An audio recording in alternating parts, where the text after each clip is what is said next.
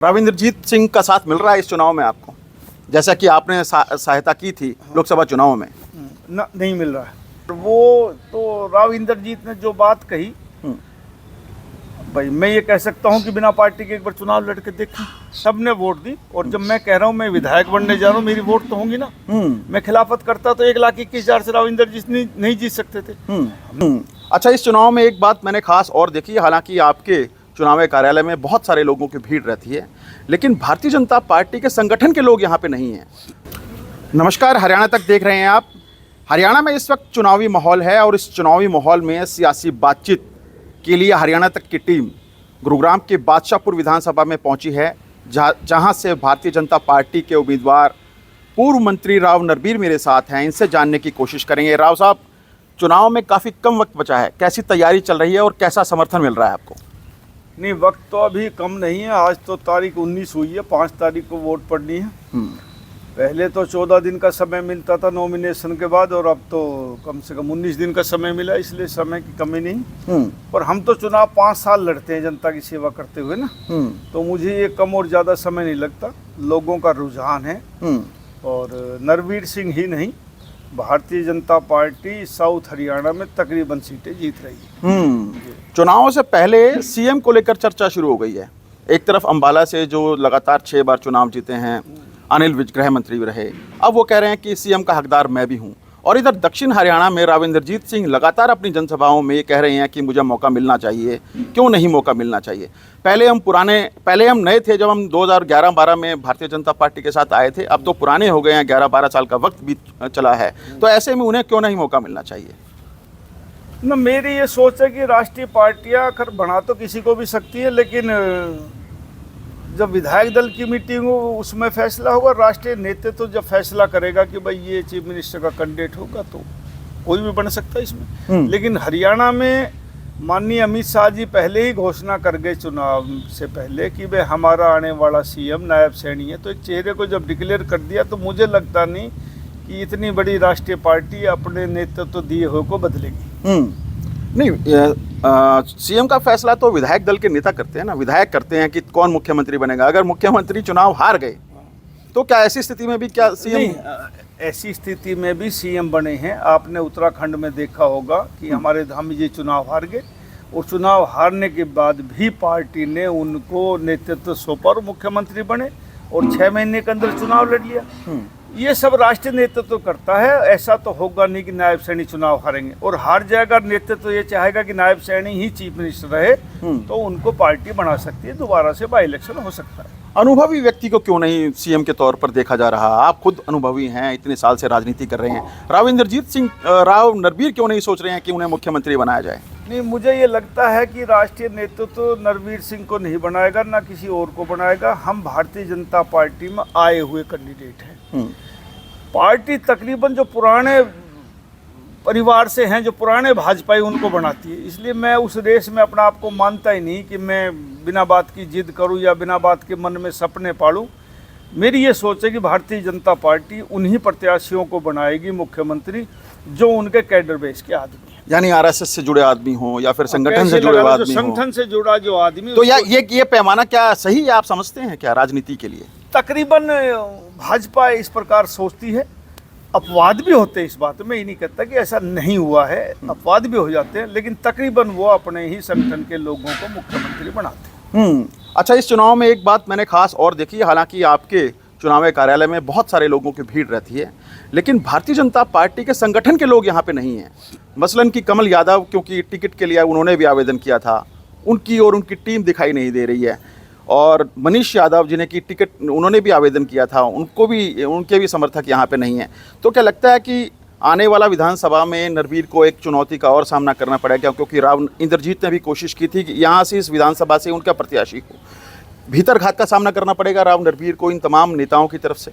देखो, पार्टी नेतृत्व ने नरबीर सिंह को टिकट इसलिए दिया है कि मेरा सर्वे रिपोर्ट बिल्कुल अच्छा है, मैं चुनाव जीत रहा हूँ, मुझे किसी के सहारे की ज़रूरत नहीं, मुझे सिर्फ भारतीय जनता पार्टी की का सहारा चाहिए था, वो मुझे मिल गया।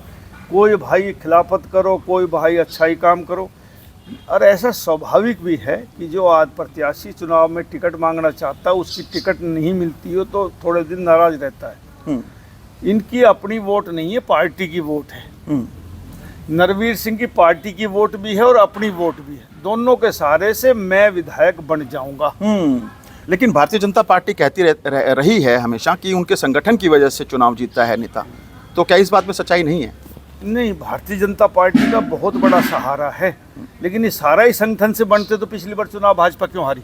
नहीं, अपना व्यक्तिगत भी जितना छोटा चुनाव होता है, लोकसभा में तो मानता हूँ कि एक प्रत्याशी को उतनी वोट नहीं मिल सकती, पार्टी का सहारा। विधानसभा में व्यक्तिगत वोट भी चाहिए जब सरकार बनती है, एमएलए तब बनता है।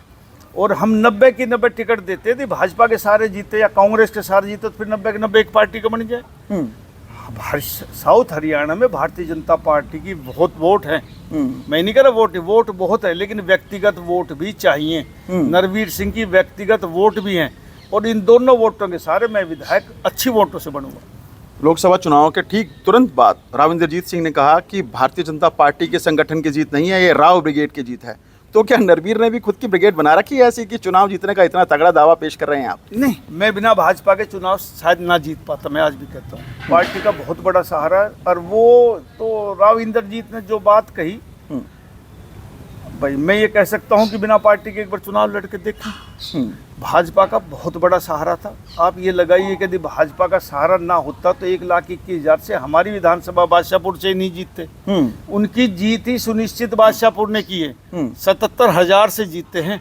यदि वो भाजपा में ना होते तो मैं ये कह सकता हूँ कम से कम बादशाहपुर से 70-80 हज़ार से मिनिमम हार के निकलते।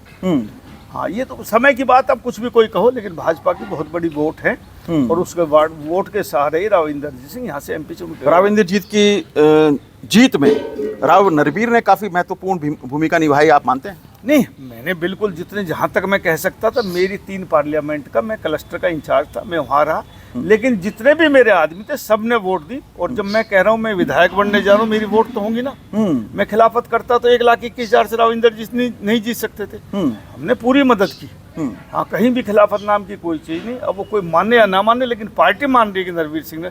और हरियाणा में सबसे बड़ी जीत हुई है यहाँ इस विधानसभा में भाजपा की, तो फिर नरवीर सिंह की खिलाफत कहाँ रही? राव इंद्रजीत सिंह का साथ मिल रहा है इस चुनाव में आपको, जैसा कि आपने सहायता की थी लोकसभा चुनाव में? नहीं मिल रहा है, ये अभी तक तो दिखता नहीं कि कई चुनाव में मिल रहा है। मुझे नहीं लगता वो मदद करेंगे।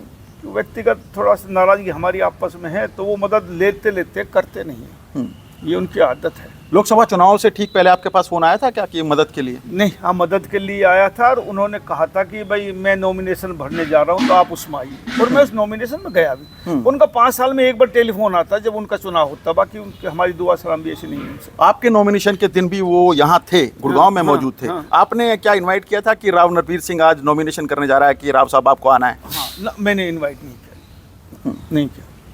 तो ये तलखी ऐसे ही चलती रहेगी 2 दिग्गज नेताओं के बीच में? हाँ, नहीं, पार्टी के लेवल पे हम एक हैं। जब उनको जरूरत पड़ती है, पार्टी को जरूरत होती है, हम एक मन साझा करते हैं। कई बार आपने देखा होगा, वो पार्टी के नुकसान के लिए नहीं। हाँ, लेकिन व्यक्तिगत ताल्लुकात हमारे ठीक नहीं, मैं मानता हूँ, तो वो चलती रहेगी। राव साहब, आप मानते नहीं कि सघन हरियाणा की बात करूं मैं, जहां पे जाट लैंड है, वहां पे कुछ बहुत सारे ऐसे नेता हैं जो कि विरोधाभासी हैं, लेकिन फिर भी एक मंच पर आते हैं और मुख्यमंत्री बनाते हैं। अगर ये 2 दिग्गज राव इंद्रजीत सिंह और राव नरवीर एक मत हो जाएं तो लगता है कि दक्षिण हरियाणा का मुख्यमंत्री बनाने से फिर कोई रोक नहीं सकता?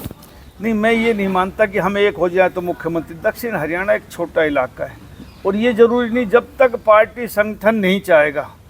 अब नायब सैनी के साथ जो मुख्यमंत्री बना, कोई इलाका था क्या? संगठन ने चाहा तो नायब सैनी बड़ा बना ना। एमएलए के निखालस 10 एमएलए या 12 एमएलए के कहने से कोई पार्टी चीफ मिनिस्टर नहीं बनाती। जब तक संगठन साथ नहीं देगा आप चीफ मिनिस्टर नहीं बन सकते। ये गलतफहमी है, और वो गलतफहमी अब तक नहीं निकली तो मेरे को लगता है कि कैसे निकालेंगे लोग। हाँ। एक और वोट बैंक है, एससी वोट जी। प्रदेश अध्यक्ष का टिकट काट दिया भारतीय जनता पार्टी ने।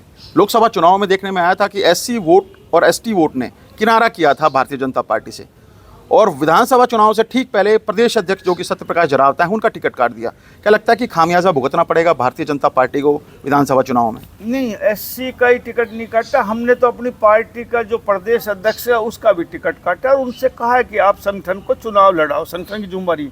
इसी प्रकार सत्यप्रकाश जरावता भाई को भी संगठन का काम दिया है और भाजपा टिकट काटती रहती है, आगे बढ़ाती रहती है। कोई जरूरी नहीं कि विधायक के चुनाव लड़े। कल को हो सकता है राज्यसभा में भेजते, हो सकता है MP में भेज दो, हो सकता है संगठन में और बड़ी जगह देती है। तो ये मायूसी नहीं होनी चाहिए। टिकट तो हमारी कटी थी, हम तो मिनिस्टर थे, फिर दे दी टिकट। ये चलता रहता है, समीकरण होते हैं, बड़ा नहीं कोई।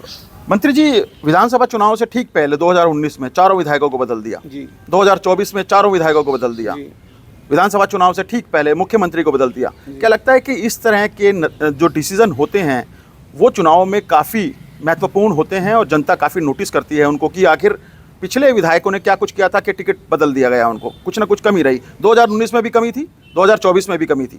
तो क्या लगता नहीं है कि जनता इस बारे में गंभीरता से सोचती है? सोशल मीडिया का ज़माना है। नहीं, पिछली बार भी चुनाव 4 प्रत्याशी बदले, 3 तो हमारे जीते ना। तो जनता तो भारतीय जनता पार्टी को वोट दे रही थी और प्रत्याशी जीत गया। अब भी प्रत्याशी बदल दे, लोग भारतीय जनता पार्टी के हक में, कुछ जो चुनाव लड़ रहे हैं उनकी अपनी वोट है।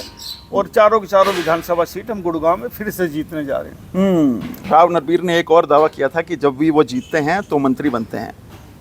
जीत तो आप मान ही रहे हैं, तो मंत्री बन पाएंगे आप? ये नहीं कहा, दावा किया। मैंने कहा मैं अब तक 3 बार MLA बना हूं और मेरा सौभाग्य रहा है कि मैं 3 बार मंत्री बना हूं। इतिहास अपने आप को दोहराता है। तो मैं सोचता हूं कि मैं MLA बन रहा हूं तो सरकार भी बनेगी, सरकार बनेगी तो नरवीर सिंह मिनिस्टर भी बनेगा। तो सरकार बनेगी तो राव नरबीर सिंह मिनिस्टर जरूर बनेगा, ये कहना है भारतीय जनता पार्टी के पातशाहपुर विधानसभा के प्रत्याशी राव नरबीर का। ऐसी ही कुछ और सियासी बातों के साथ, बातचीत के साथ, मसलों के साथ हम आपके साथ दोबारा से मुखातिब होंगे। नमस्कार।